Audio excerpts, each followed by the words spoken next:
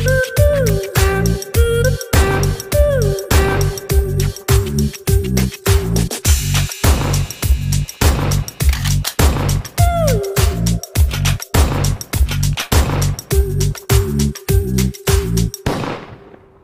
मित्रांनो, तुम्हा सर्वांचं फ्री एज्युकेशन प्लॅटफॉर्मवर स्वागत आहे.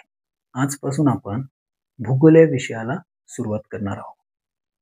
आजचा आपला टॉपिक आहे सूर्यमाला. सूर्यमालेला सुरू करण्या अगोदर आपण हे विश्व निर्माण कसे झाले त्याबद्दल थोडी माहिती घेऊ. बिग बँग थेरी नावाची एक संकल्पना आहे. त्या संकल्पनेमध्ये सांगण्यात येते की ही जी विश्वामध्ये ऊर्जा आहे ती एका बिंदूमध्ये एकवटलेली होती. त्याचा स्फोट झाला आणि ही संपूर्ण ऊर्जा विखुरली गेली.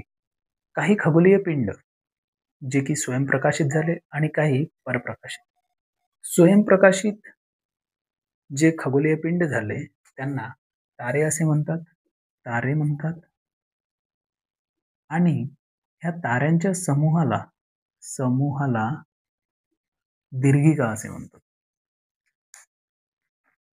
ताऱ्यांच्या समूहाला दीर्घिका असे म्हणतात. दीर्घिका आणि अशीच एक दीर्घिका म्हणजे आहे आकाशगंगा.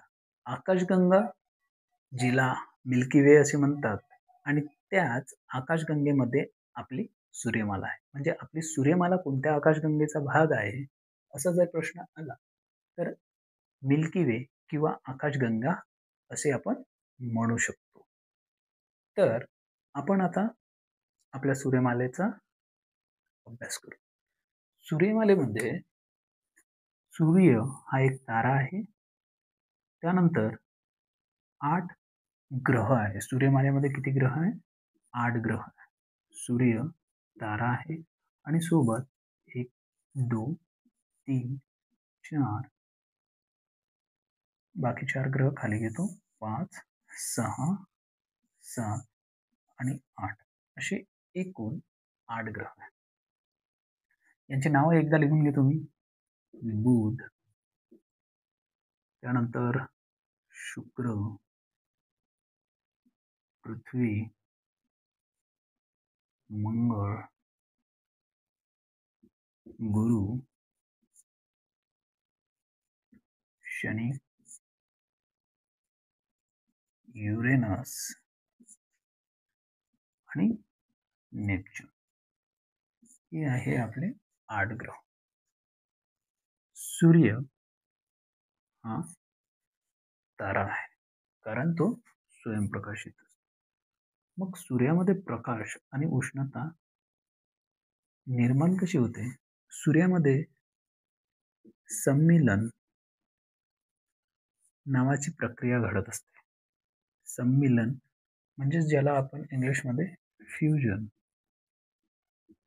असं सुद्धा म्हणतो. फ्युजन म्हणजे काय की दोन हायड्रोजन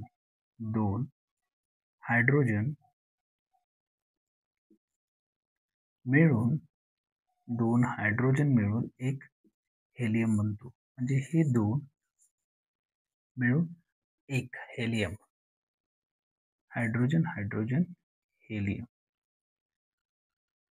त्याच प्रकारे एक दुसरी प्रक्रिया असते ज्याला की फिजन म्हणतात. फिजन म्हणजे होते विखंडन. ही प्रक्रिया जेव्हा अणुबॉम्ब तयार केला जातो तेव्हा फिजन नावाची प्रक्रिया होते. त्यामध्ये एका अणूचे 2 अणूमध्ये रूपांतर होते. आणि इथे 2 अणूचे एकामध्ये रूपांतर होते.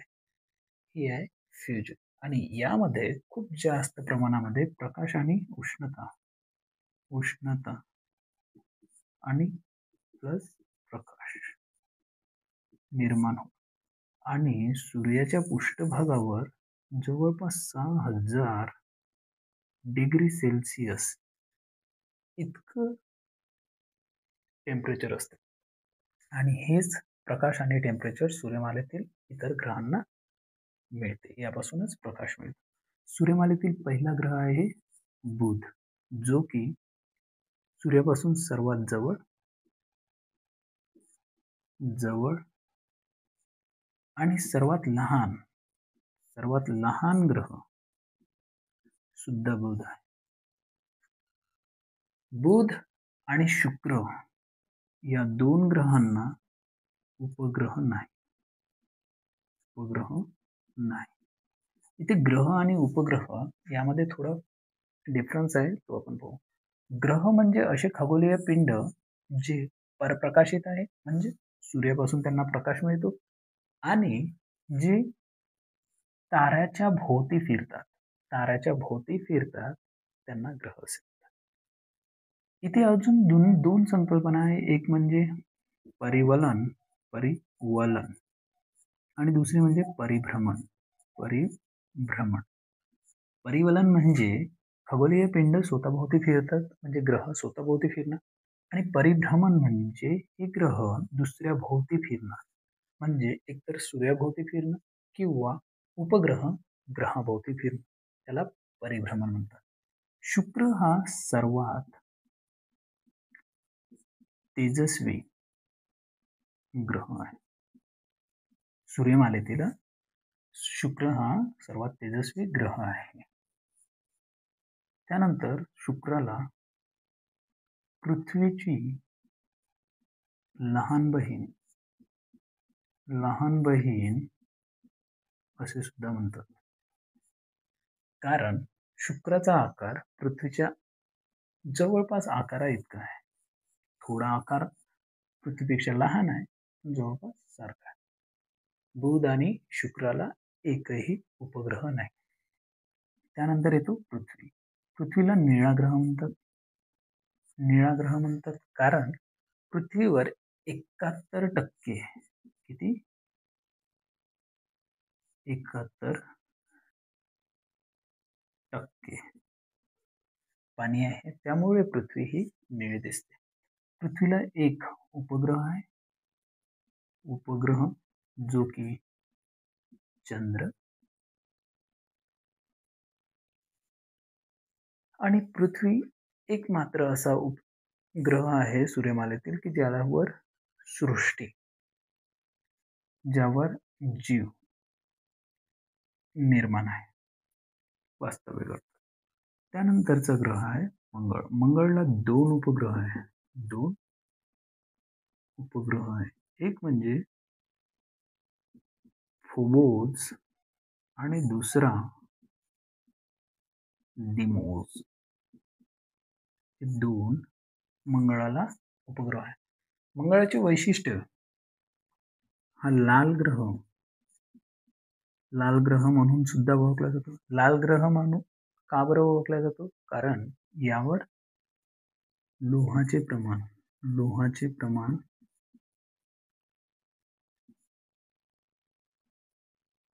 जास्त असल्यामुळे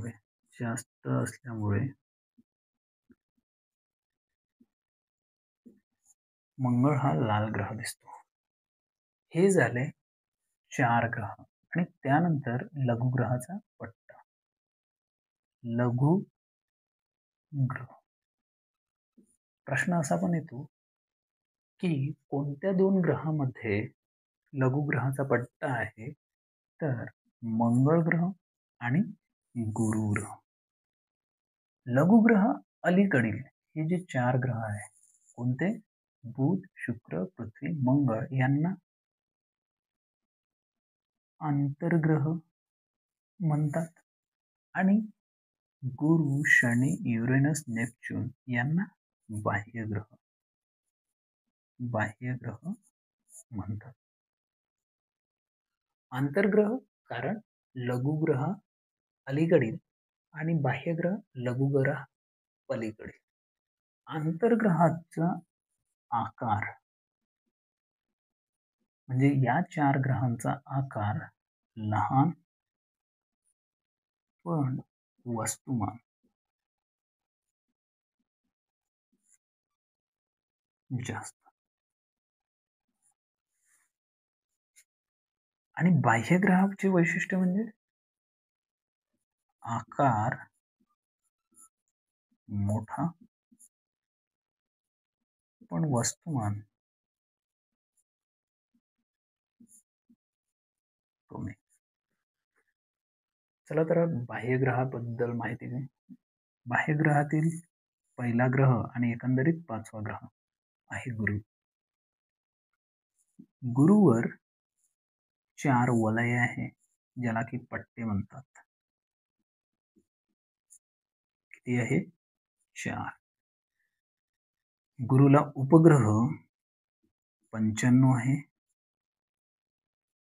2023 पर्यंत गुरु हा सूर्यमालेतील सर्वात जास्त उपग्रह असणारा ग्रह होता. आणि या उपग्रहामध्ये एक उपग्रह आहे गॅनिमेड, जो की सूर्यमालेतील सर्वात मोठा उपग्रह आहे. सर्वात मोठा ग्रह कोणता? तर गुरु. सर्वात मोठा उपग्रह कोणता? तर त्याचाच उपग्रह गॅनिमेड. नंतर शनीला आहे 7 वलये आणि 146 उपग्रह. 2023 मध्ये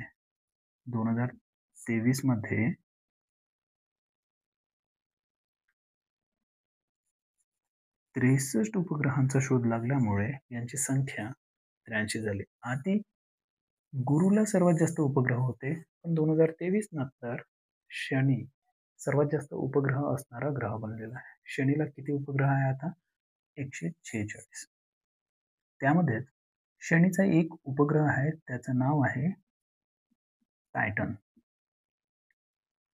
टायटन हा शनीचा सर्वात मोठा उपग्रह आणि एकंदरीत सूर्यमालेतील दुसऱ्या क्रमांकाचा सर्वात मोठा उपग्रह.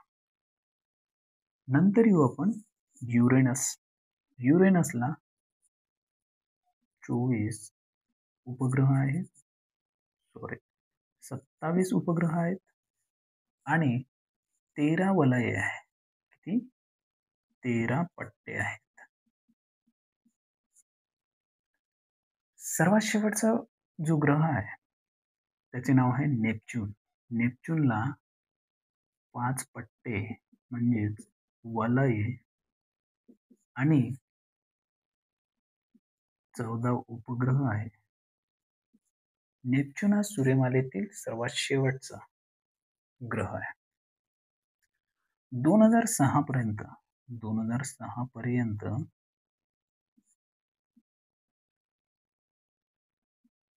प्लुटो हा 9वा ग्रह होता,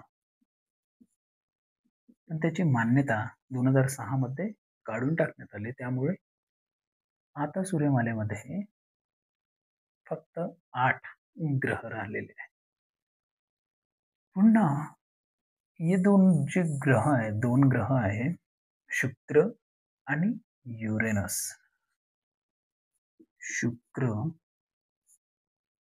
आणि युरेनस यांचं जे फिरण्याची दिशा आहे ती पूर्व ते पश्चिम आणि बाकी जे 6 ग्रह आहेत त्यांची फिरण्याची दिशा आहे ती 6 ग्रहांची दिशा पश्चिम ते पूर्व. ही आहे आपली सूर्यमाला आणि त्यामध्ये असलेल्या ग्रहांची वैशिष्ट्य.